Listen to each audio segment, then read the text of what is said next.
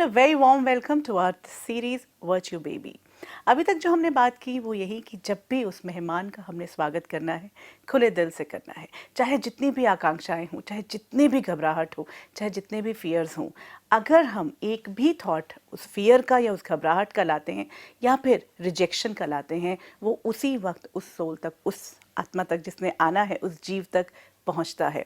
और एक बहुत खूबसूरत बात हमारे सामने आई थी कि ये मेरे अपने हाथ में है कि मैं उसे किस तरह का संसार देती हूँ, क्योंकि आने वाला जो जीव है वो भी अपने साथ बहुत सारी ऐसी जीवन की घटनाएं लेकर आएगा जो उसके अपने सफ़र से जुड़ी हुई होंगी। लेकिन हाँ, मेरे साथ, चाहे वो मेरे पास है, मेरे अंदर है, या फिर जब बाहर आएगा तब उसका जीवन कैसा चलता है, वो मेरे अपने हाथ में रहता है। आज भी इस श्रृंखला में कुछ और बातें करेंगे। हर बार की तरह हमारे साथ हैं जानी मानी गायनेकोलॉजिस्ट डॉक्टर नितिका सोपती। आपका बहुत बहुत स्वागत। नमस्कार। नमस्कार। और हमारे साथ हैं ब्रह्मा कुमारी सिस्टर शिवानी। ओम शांति। ओम शांति। Sister Shivani, let's start with you. जब हमने पिछली कड़ी में बात की थी तो ये बात हुई थी कि जब एक बार बेबी है और हमें शायद थोड़ी थोड़ी घबराहट है, लेकिन उस घबराहट को हमें अपने आप ही हैंडल करना है और उसका स्वागत करना है। पर स्वागत सिर्फ ये कह के कि यस कम, या कुछ और भी बातें हैं जो हम उसके साथ कर सकते हैं? How to really welcome the being? See, when we understand it spiritually, एक जब हम उसको फिजिकली देखते हैं, then we only think कि वो चीज़ जो हमारे शरीर के अंदर बन रही है, निर्माण हो रही है, एंड हम उसको मंथ वाइज मेजर करते जाते हैं, first month, second month, third month. लेकिन उस शरीर को चलाने वाली शक्ति, तो जो लिविंग फोर्स है, उसने तो अभी आना है। तो अभी वो आत्मा किसी और परिवार में है, वो अपने कॉस्ट्यूम में है, अपने दूसरे शरीर में है, उसके पास उसका परिवार है, बहुत कुछ है। उसने वहाँ से छोड़कर यहाँ आना है। हमें अभी नहीं मालूम है कौन सी आत्मा हमारे घर आने वाली है। सो यू नो, जैसे औरों को इनविटेशन देते हैं आने के लिए, तो जैसे हमें कोई बहुत प्यार से इनवाइट करे तो जाने का और मन करता है ना। तो keeping aside all these anxieties, let's start like daily. अगर हम दो जने, द हस्बैंड एंड वाइफ, और even if the whole family, कि इकट्ठे बैठें। एक है कि हाँ थॉट्स, कि हाँ वो आत्मा आने वाली है, वो तो चलते फिरते हमें वो थॉट्स आ रही हैं। लेकिन जैसे किसी को इनवाइट करने के लिए स्पेशली भी जाएंगे ना, स्पेशल इनविटेशन बनाएंगे, फ़ोन करेंगे। अगर हम 5 मिनट के लिए सुबह या शाम को, जब भी हमें अपनी रूटीन में टाइम मिले, हम दो जने, द कपल, इकट्ठे बैठें साइलेंस में, एंड उस आत्मा से अभी से कनेक्ट होना शुरू कर दें। Even if I have not, the lady has not conceived. कई बार कुछ लोग क्या कहते हैं, हमें चाहिए लेकिन हो नहीं रहा है। मीन्स वॉट, कि आत्मा आ नहीं रही है। तो देर इज सम रीज़न वो आत्मा अभी आ नहीं रही है। तो क्यों ना उसको बार बार प्यार से बुलाया जाए। वो आत्मा ने वहाँ का अपना हिसाब किताब पूरा करना है और उस घर को छोड़ हमारे घर आना है।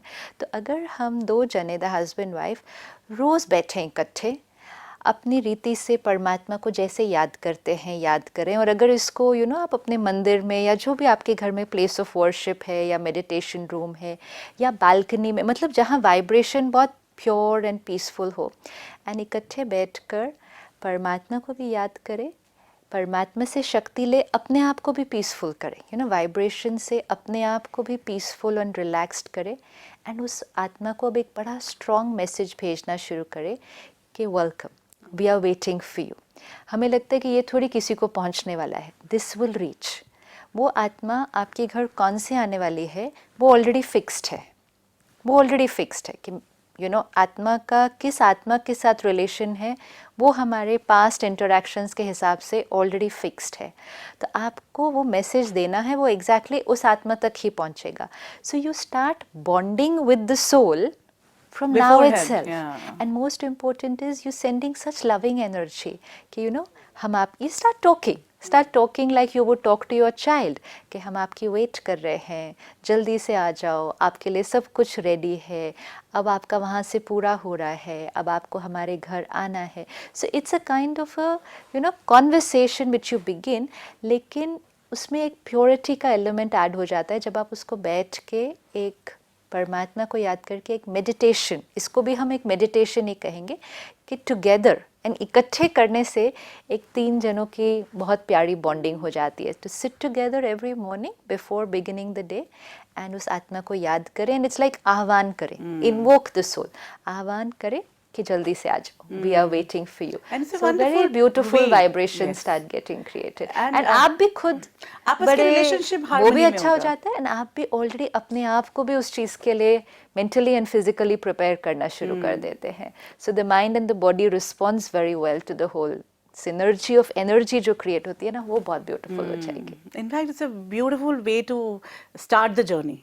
और डॉक्टर नितिका, जैसे हम बात कर रहे थे कि सपोज अब now the lady has conceived, you know, pregnancy is there, जो सोल को आह्वान करना था वो हुआ है, प्रोसेस है.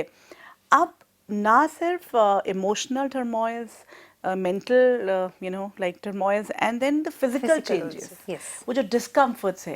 But what exactly happens and why does it happen? See preparation तो हर एक एग्ज़ाम की भी करनी पड़ती है ना. हम जानते हैं बच्चे आजकल प्रिपेयर करते हैं, तो this is preparing for motherhood.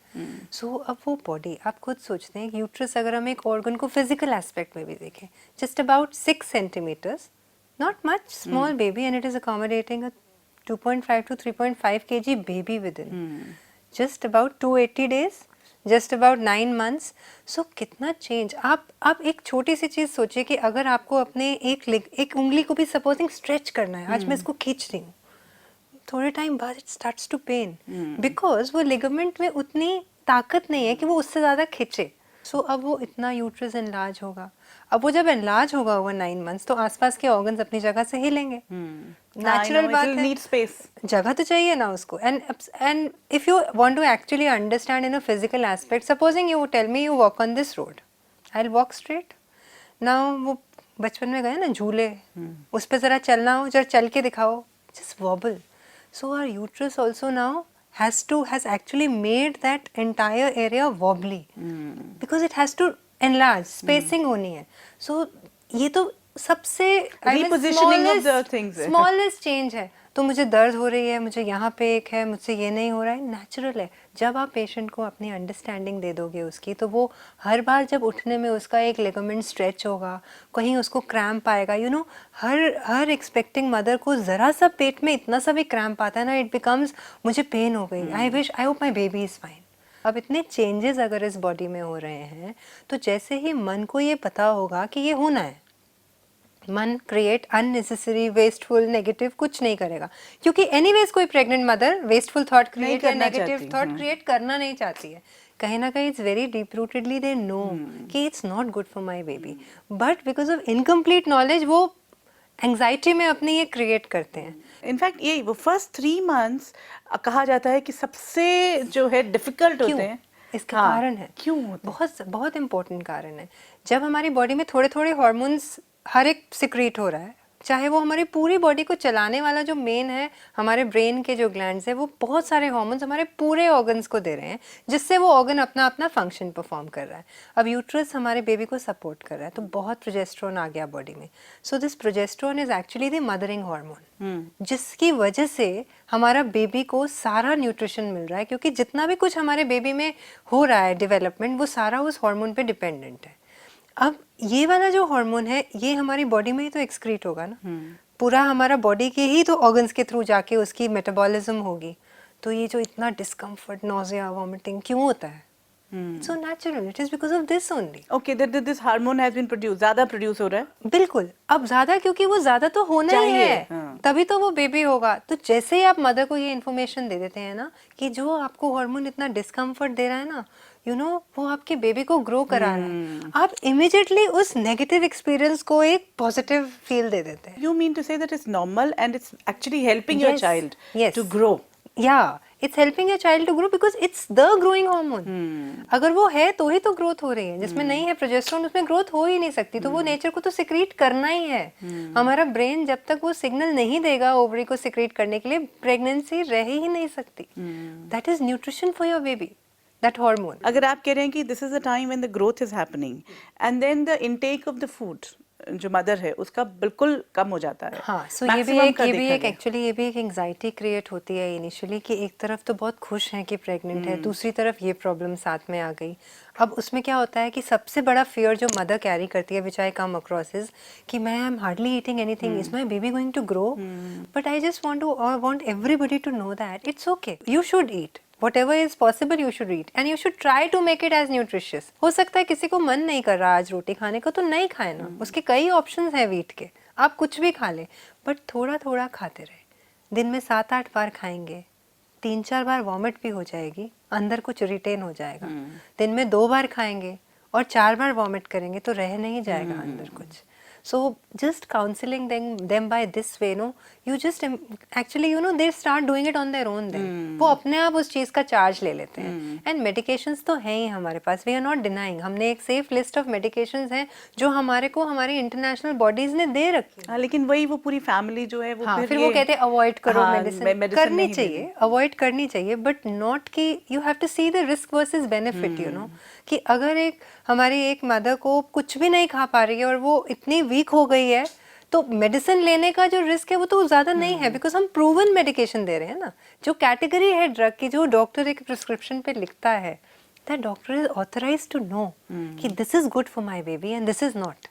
That's very important. तो ले लें, इतना प्रेशर नहीं क्रिएट करें, क्योंकि वो जो नेगेटिविटी इतनी सारी बन रही है वॉमिट के साथ और उस डिस्कम्फर्ट के साथ, वो तो ज़्यादा हार्म कर रही है. ये गोली खा के ईजी हो जाने में कम हार्म है. इनफैक्ट वो क्योंकि एंजाइटी भी तो साथ में बढ़ती ही है ना, और आप टैकल कर लेंगे द मोमेंट आप वो साइकिल ब्रेक कर लेंगे ना, अपने ईटिंग पैटर्न से ही आप देखेंगे कि I can vouch that you can at least tackle 70% of your problem. But एक और पॉइंट जो बहुत इंपॉर्टेंट है ना, जो सब पेशेंट्स को बहुत प्रॉब्लम लगती है ना, they get very tired. No, that's very normal. We understand the entire developmental process. जो हमारा टोटल प्रेगनेंसी ड्यूरेशन है, we all know it's 40 weeks. पर जो हमारा इनिशियल 3 मंथ्स है ना, सब कहते हैं ना 3rd मंथ तक कुछ नहीं होना चाहिए. बिल्कुल ईजी रहो. नॉलेज पहले भी थी, वो पुरानी जनरेशन में जिनमें इतनी मेडिकल हम इंफॉर्मेशन एक्सचेंज नहीं करते थे, उनकी भी थी, उनको भी ये पता थी, पर क्या थी उसका साइंटिफिक रीजन हमें नहीं पता. So the basic thing is कि जो भी हमारा बेबी का ब्लूप्रिंट है ना, जिसको हम कहते हैं ना, this is now the final baby, it's ready by 11 to 12 weeks. Oh, every organ system is done. So आप देखो कि आपको छोटा सा भी कुछ अगर क्रिएट करना है, कितनी मेहनत लगती है. यहाँ पे एक ह्यूमन बेबी बन रहा है. अच्छा, मतलब the whole baby is every organ system. You have the eyes, you have the nose, you have the finger notches, you have the limb buds, everything is in place.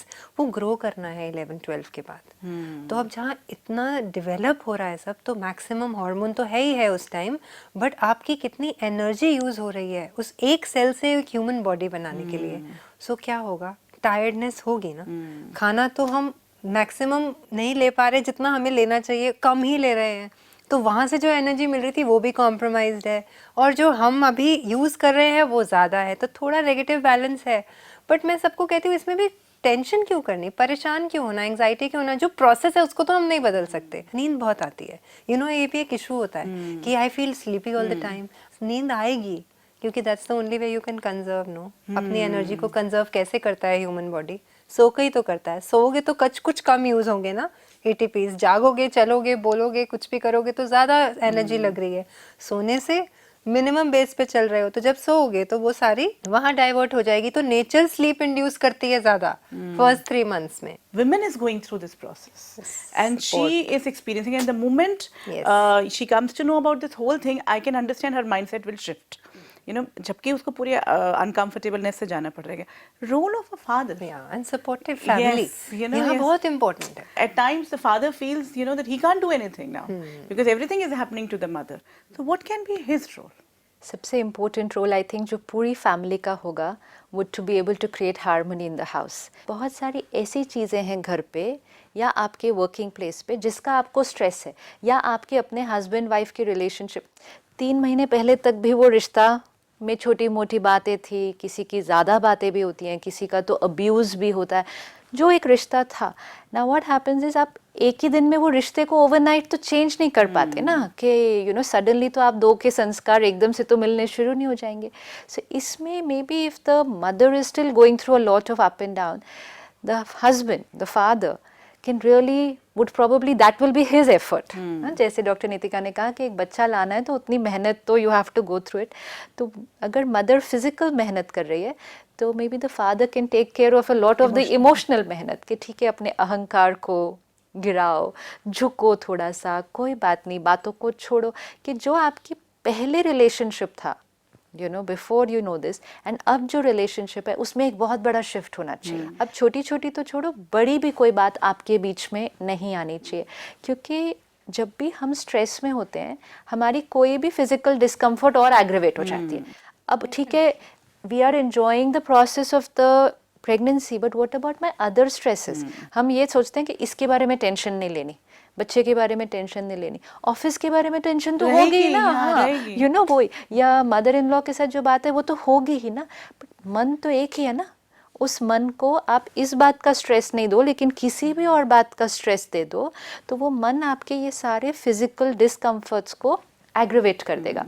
और जब वो discomfort आएगा, अगर आपको अपने आप को ये मैसेज भी देना है कि relax, be peaceful, this is good, आप दे नहीं पाओगे, क्योंकि आप किसी और बात से किसी और बात से परेशान, अशांत हो। शायद आप रो भी रहे हो। अगर अभी आपका किसी के साथ झगड़ा हो गया घर पे, आप तो अभी रो रहे हो, क्योंकि आपका वैसे भी फिजिकली आप इतने वीक हो, और इमोशनली भी, हाँ, इमोशनली, बिकॉज ये जो प्रोजेस्टेरोन हार्मोन है ना, इसका अगर हम एक्चुअली देखें ना, फंक्शन इन वर्किंग बहुत सारी चीज़ों पे काम कर रहा है। हमारे ब्रेन पे भी no, it has a depressive, gives you a depressive feel, it's very common.